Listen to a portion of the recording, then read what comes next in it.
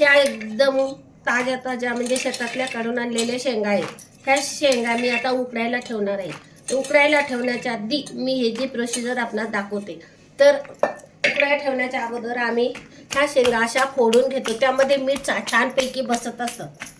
फोडून घ्यायच्या, त्याचे सोने असे फोडून ठेवल्यानंतर आपण उकडायला घालायचं. हे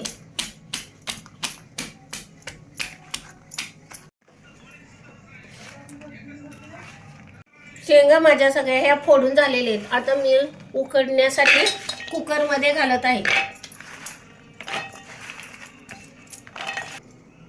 पाण्यामध्ये मी हे चमचा भरून मीठ घालत आहे.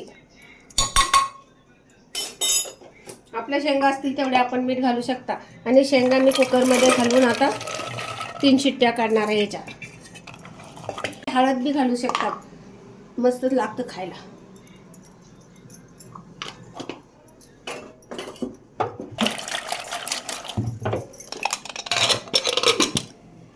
तीन शिट्ट्या काढल्यानंतर शेंगा माझ्या उकडून झालेल्या आहेत. हे मी आता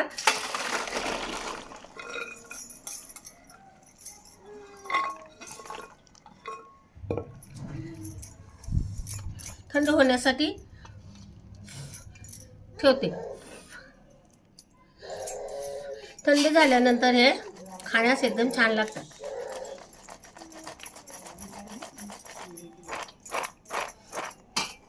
किती छान झालेत बघा उकडून.